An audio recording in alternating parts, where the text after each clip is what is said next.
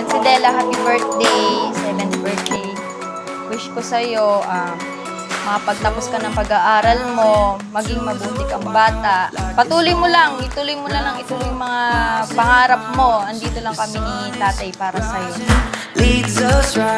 Nung unang lumabas si Della, nung nauna ko siya nakita, parang na-realize ko lahat ng mga kasalanan ko agad. Kasi babae siya eh. Eh, syempre, lalaki tayo, pulol tayo. Kaya, syempre, yun agad din naisip ko na mag-sorry agad sa lahat ng mga kasalanan sa mundo.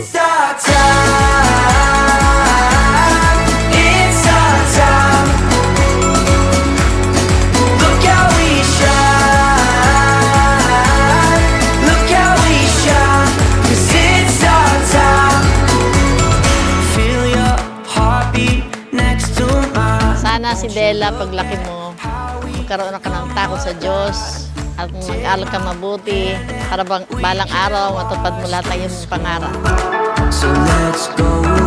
Nung una, yung biyanan ko, sabi, ay, kamukha ko, ganun, sabi, si tita, sabi, kamukha ko yung ganyan ako, yung baby ako.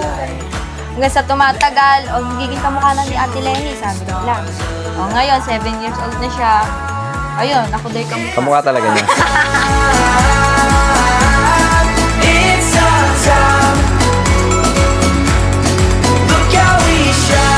Wala talaga tong preparasyon. Wala talaga to. Kasi nung 27 pa talaga yung birthday. Kasi, ba't nga hindi? Dahil sayang naman, 7 years old na siya eh.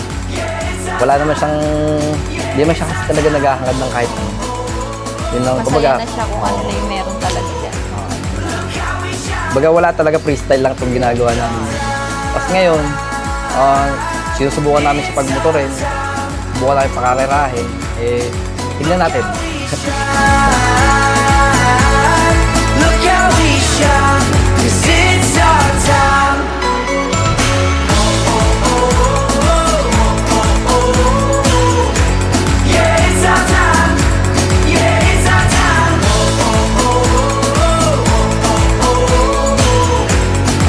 Happy birthday si Della.